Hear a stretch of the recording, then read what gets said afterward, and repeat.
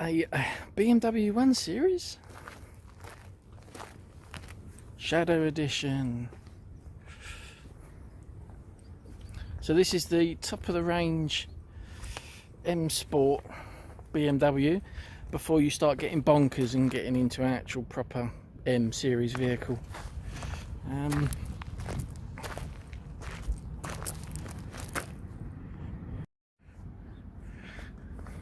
Come to Dungeness, come to where it's nice and quiet and you won't be disturbed. Jesus. Anyway, yeah, so we're at Dungeness, so we've got the old lighthouse and the new lighthouse. And over that way we've got the Dungeness nuclear power station. That's currently, I think, being decommissioned. I don't know. But yeah, we've got, this is a BMW, the F20 116D M Sport Shadow Edition 5-door. And the list price on my paperwork is 30,730 quid, but I don't think that's right. So yeah, this is the top of the range. This has got, what else has it got? It's got a brushed aluminium interior trim, but that's not an additional, that's instead of, because what you normally get with this is you get like you get like a blue line going around everything, and this sort of Shadow Edition gets like a funky front grille, piano black front grille slats, which I'm not a fan of. It's a different front bumper. You got park distance control sensors on this one, which are on the front and on the back. Yeah, and this one's also got an interior comfort package, whatever that means, and a media package. I think the media package is sat-nav and stuff. But now you've got your massive front discs. They are quite big, and these are on 225 40 R18 88Y run flats. And I've got to admit, they're not actually that bad. The ride comfort in any of the modes, because on this mode you've got Eco, Comfort, Sport and Sport Plus, and it's all right. It's not bad. I'm not sure what size are they, 12 or 13 inch discs, but they're big. I do like those wheels. Yeah, and I think on this one you get a slightly different rear.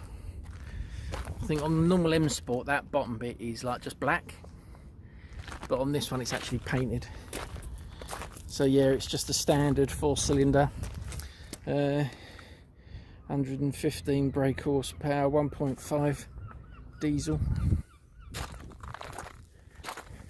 I'm not a massive fan of those blue brake calipers, but anyway, that's just me.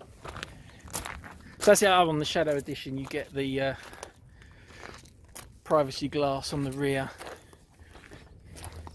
around the back. Let's have a look in the boot. It's all full of some of my junk. The previous model to this, you didn't get that little net. What you've got is a better cubby that actually went down there. You've got the standard warning triangle and a bit of storage on that side. The light is under there. That's an additional power socket. If you've got like a bike carrier on the back, you can take power from there to it. Standard 60/40 rear split.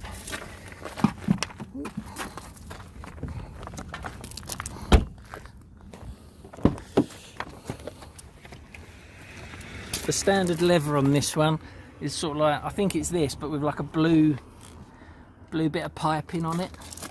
But this one has had the, I think that's an extra 800 quid or something like that, just for standard black leather. It's all black. So you've got cargo nets on the back of both seats. You've got dual climate on there, and another 12 volt. Is that a proper 12 volt socket? Yeah, you've got another 12 volt socket there. Bit of door storage.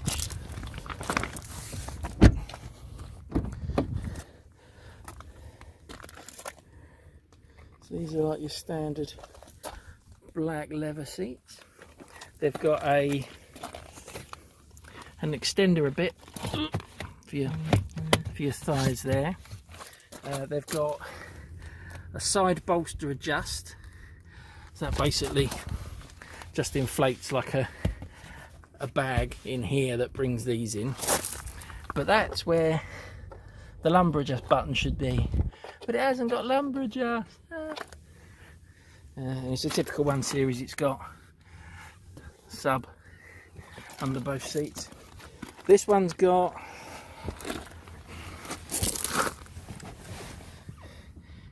comes with the Harman Kardon rather than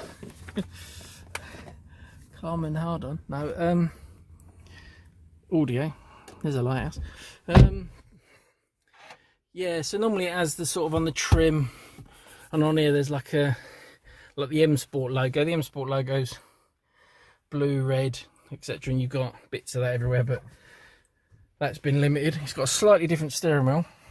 This one's a bit skinnier. The normal one's quite round. It's quite sporty. It's quite smooth. Supposed leather, but it's probably fake leather. It has the cup holders in the right place in front of the gear knob, so you don't keep banging your arm on it. It's got your standard iDrive integration with touch sensitive bit on the top for your navigation. This is the way forward. Everyone should have this. The only ones that I know that have got this are BMW and Mercedes. Yeah, there's another 12-volt socket there. 2 decent cup holders with a drawer. And then in this stowage bin down to my left, let's get all the rubbish out. That's where you plug in your USB drive. And you've got an adjustable, well, it just goes forward or backwards. A proper normal handbrake. This is the last of the rear wheel drive 1 Series. It's 2019 now, and later this year they're going to be bringing out the new 1 Series, which, God forbid, is front wheel drive. Apparently they've got like a £700 saving per vehicle on putting the drive up the front, and it will free up space so that you won't have to have the tunnel in the back. You'll probably have more boot space lower down because they'll be able to lower the floor because the diff won't be in the way. Standard glove box, nothing much has changed over the years. Still got the power socket under there, which is really good. It's got a good size stowage bin. It's got dual zone climate control. Let's put the ignition on. Yeah, so it's got dual zone climate control, the standard stereo. If anybody knows how you can link the 2 temperatures, I'm sure there's something in the book that says, oh yeah, what you do is you do this, because you have to adjust that one and you have to adjust that one. Normally there's a button that links them, and I've been fanny arsing around with everything, and you can have different zones on each side, which is good. So you can have at your feet on that one and in your face on that one, and so it's got heated rear screen. Oh no, sorry, that's a heated front screen. It's not a heated front screen. All that does is it puts it to hot, blows it and shoves it all up the front. So it's not a heated screen. It's not a Ford. Fords have heated screens. Rear demist, as you say, different zones. Oh, sorry.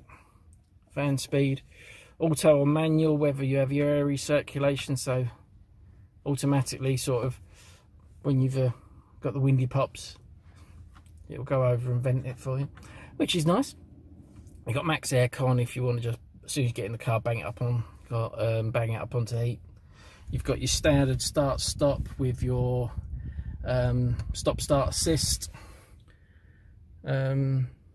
Standard, pretty much standard 1 Series. Don't know what that does. It object, I think. And then we've got the navigation system, and we've got the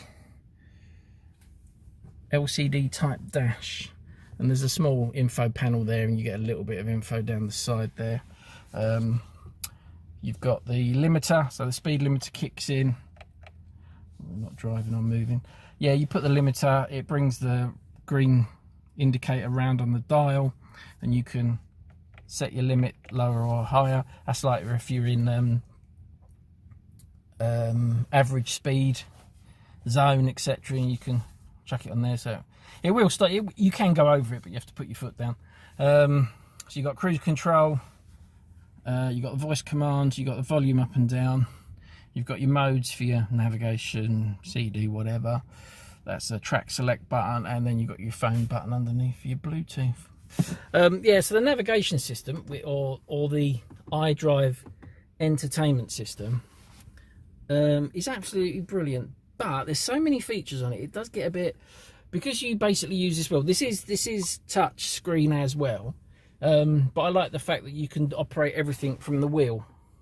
So if you're doing all the operation from here and on the actual steering wheel, then you're not getting grubby fingerprints all over the screen. Because don't go away. Let's see if I can actually. No, it's slightly different. No, okay. No, that ain't gonna work. Yeah, so what we got here? We've got your media selection on the right. You've got communications for your phone and Bluetooth device that's currently connected. You've got your navigation. You got your connected activate service now, so that's all your interactive service. Because you can have there's an option for like an online music thing, so it's a bit like Spotify, but in your car. It's really weird, but it uses etc. You've then got my vehicle, so that's all your MPG, your mileage, how long you've been driving, any notifications like needs a service, boots open, bonnets open, etc. So you've got the the 6 different options there, and all you do is you press to go into, so there's no notifications available on there. My vehicle, oh, not my vehicle. So again, it's standard fare. You've got vehicle settings. You go in there, you do your lights, your door, your speed warning, your different driving mode for sport and eco, pro, and drivetrain and chassis. Drivetrain, what's it going to show, and you configure eco, pro, because the bit on this side just tells you what's in those sub menus. So you go up to sport, you've got the option of dynamic driving with sport set up. What's it going to report? The drivetrain and the chassis, just the drivetrain or the chassis. So we go back, doors, keys, what do they do? All doors, what happens when you lock a door? It either does driver's door, you've got relock after you've driven off, lock after pulling away, etc. So flash for lock and unlock. Okay, well, I'm not flashing my car to unlock the doors. This isn't actually my car, this is just a demonstrator that I've got for 5 days or 4 days. Speed warning, you're going too fast, slow down. Drive mode, it's just been announced today that they're proposing to put speed limiters on all cars, all new cars, as of 2022, and the internet has just gone mental. Forums have gone absolutely radio rental, and I think the only thing the AA could turn around and say was, oh well, speeding's good going down a slip road and also when you're overtaking, but depends who you speak to. Yeah, so you got driver profiles. I renamed mine sexy. So you got different driver profiles. You can have it so that as soon as you get in and put the ignition on, it asks you what driver profile you want. So there could be one for you, one for your wife, and one for your kids. So you got the show driver profiles at start. This interface is absolutely lovely. The menu system is really good. It's classy. It's got a bit of style to it. You compare it to a lot of the others, and a lot of the others, yeah, they're okay, but they're very basic in their in their presentation. This has actually got some style to it, and this sub menu's at a slight angle. It's just had a bit extra effort put into it. So you've got efficient dynamics and where your engine is. Oh yeah, see, if you've never seen a rear wheel drive car, so you've got your engine, you've got your gearbox, you've got your transfer box, you've got a big long shaft, and then you've got a diff at the back. So with front wheel drive, they get rid of that, get rid of the gearbox hanging out the back, and it'll be slapped into an integrated unit on the side of the engine, I presume. So you save all the money on all of this gubbins, and you get a lower floor. If you didn't know what a rear wheel drive car, because unless you go up market, you don't get many rear wheel drive cars these days. You've got sport. These are a joke. These sport That's your sport display. You can put it on, so you've got your horsepower and your Newton meters. That's not a distraction while you're driving, is it? Driving information, so your onboard computer and trip computer, you can reset. You've got owner's handbook, so you've got an online owner's handbook within this actual system. It shows you the basics. So you've got your connected iDrive, so activate connected services and BMW assistance and BMW management and all that old rubbish. You've then got your lovely navigation, so you've got your map, your journeys, your settings. Well, it's pretty good. It's quite nice. I'm used to using just a standard TomTom. Well, it's not standard TomTom, it's top of the range TomTom.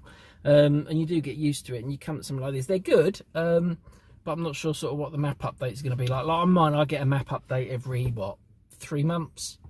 And it's very accurate. This, I've been out and about in Kent today, and I've already come across like 2 or 3 issues with it, where the junction was there but it wasn't on the sat nav.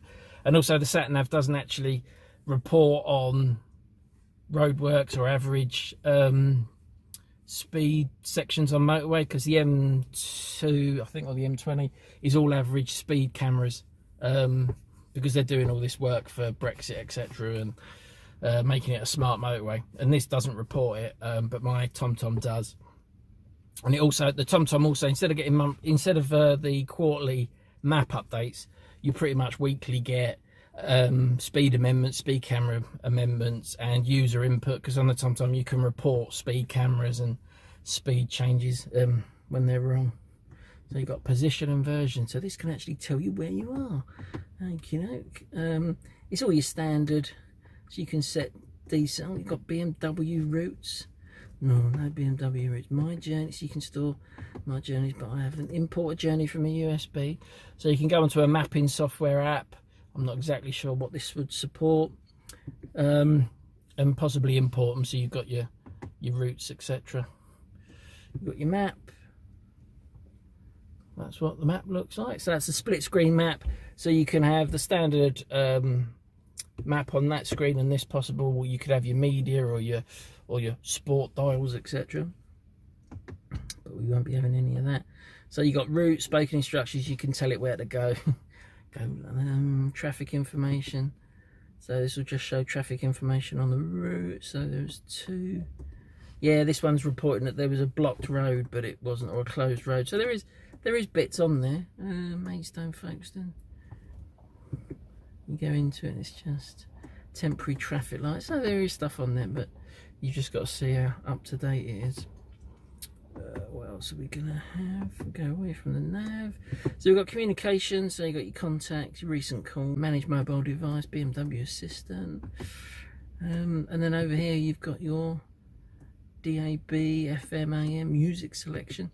So you can, I think this has got some sort of hard drive in it, part of that Harman Kardon system, that you can import data. Set manage personal. Look, CD. No numbers. Music collection. Let's have a go at. Oh no, we can't.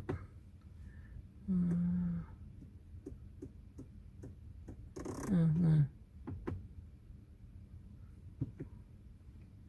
Maybe it doesn't want me to import anything.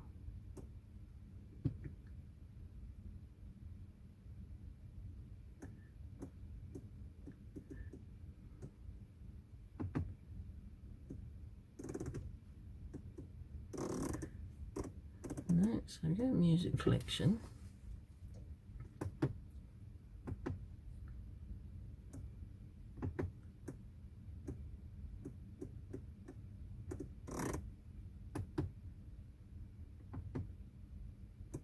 I don't know, there's possibly an option on there. So yeah, that's basically the let's change.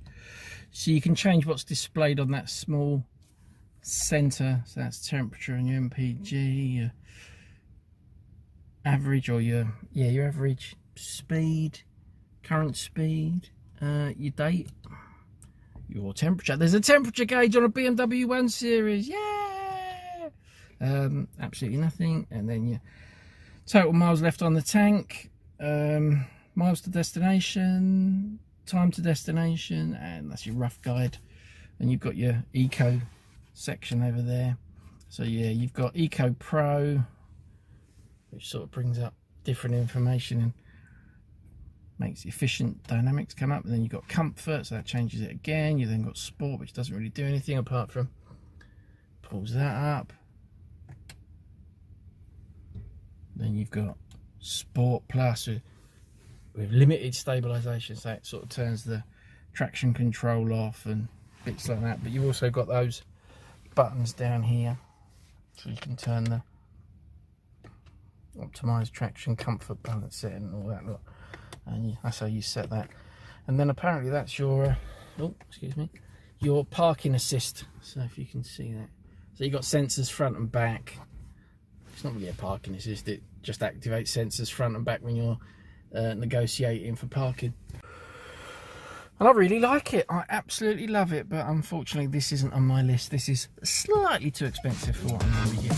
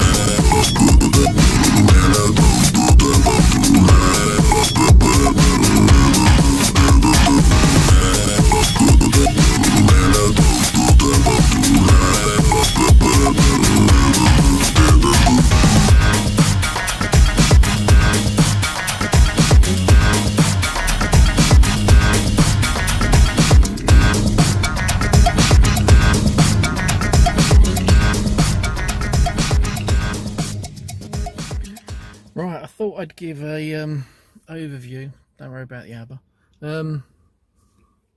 of what the lights look like, basically what a car looks like at night. Yeah, I know, shut up. I know the side lights were right, so that's headlights. It's got the LED angel eye what's-its, and they are absolutely brilliant. These are the absolute bomb. So yeah, so this is what the dials look like, so you can adjust the brightness. Typical BMW, all the other lights are all in orange. It may struggle to focus, so you can have it turned right down so they're near enough invisible. So the interior light, that's the main light. So you can turn that off and you can have your LED. I think that's the GoPro going to bed. Yeah, so you've got your... Let's turn that.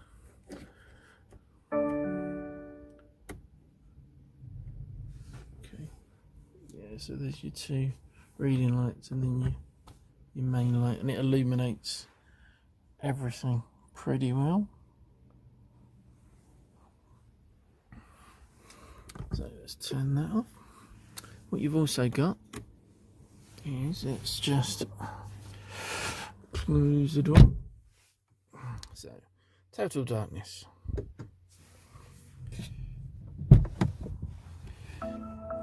You've got courtesy lights, which come in under the doors.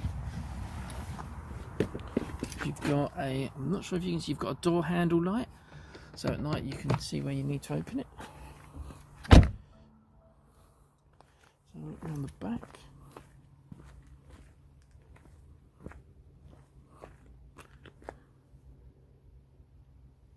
They've got LED. They're quite smart as it goes. Hopefully you can see it. It's got sort of like a strip and a glow. This is where the camera has a hissy fit. Oh, that white light is lovely. Yeah, so it's got. Not sure how well you're taking it. No, I don't very much. Oh, okay. Let's get it slightly off. No.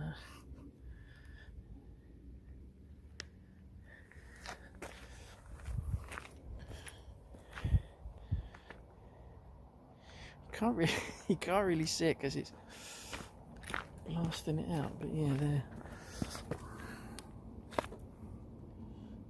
LED halos, or angel eyes as they used to be called.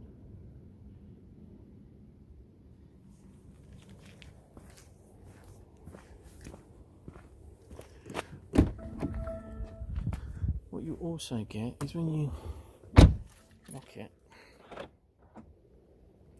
Very dark. So you come in, you've got door handle down lights, which do a really good job of illuminating the area around the car. So that's the sort of courtesy lights for you to approach your car. Yeah, and it'll booms. Come on.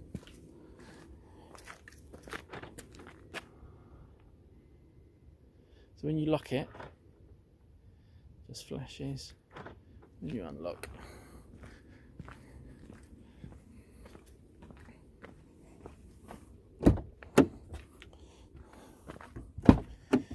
No, you don't have a downlight on the passenger door, only on the drivers.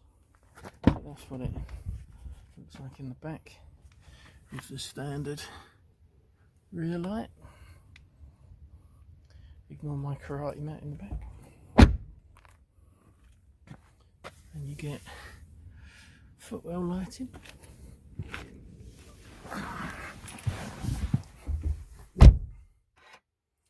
Which goes out. And then when you put the ignition on, you've got all your standard stuff. So yeah, that was just a quick overview of what the old BMW 1 Series looks like at night with all the lights on.